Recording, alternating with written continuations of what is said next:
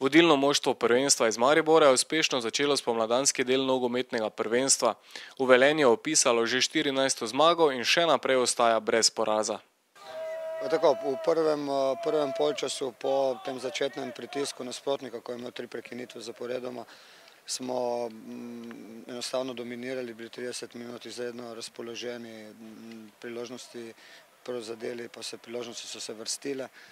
Potem smo imeli v neki fazi prvega polčasa tudi moment, ko nismo bili več natančni, potem nas je nasprotnik kaznoval, v drugem polčasu pa v pravem trenutku zadetki, tako da kljub temu, da je potem v nekem trenutku nasprotnik znižal rezultat, da nam je prišel na en gol, smo rutinirano potem pripeljali tekmo do konca, zasluženo zmagali, kajti enostavno smo imeli več od igre.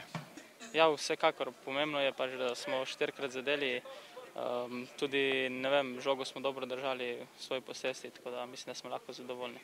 Izpostaviti velja 2 zadetka Dejana Mezge in debitantski gol Etiena Velikonje. Slednji se je v Mariboru končno sprostil in lahko razmišlja le o nogometu, kar se odraža tudi na igrišču. Jasno, da je to za njih 2 in za Mezgo zelo pomembno. Vendar je pomembno tudi to, da je ekipa kot celota delovala zelo dobro, da smo to, kar smo si skozi te priprave želeli, oziroma to, kar smo že jeseni veliko delali, da smo danes velikokrat dobro naredili in enostavno moramo nadaljevati na tej poti. Ja, vsekakor sem zelo zadovoljen, ampak pač to se lahko samo zahvalim svojim soigralcem, strokovnemu štabu in vsem, ki so mi omogočili, da sem se hitro vklopil v novo sredino in res sem zelo zadovoljen.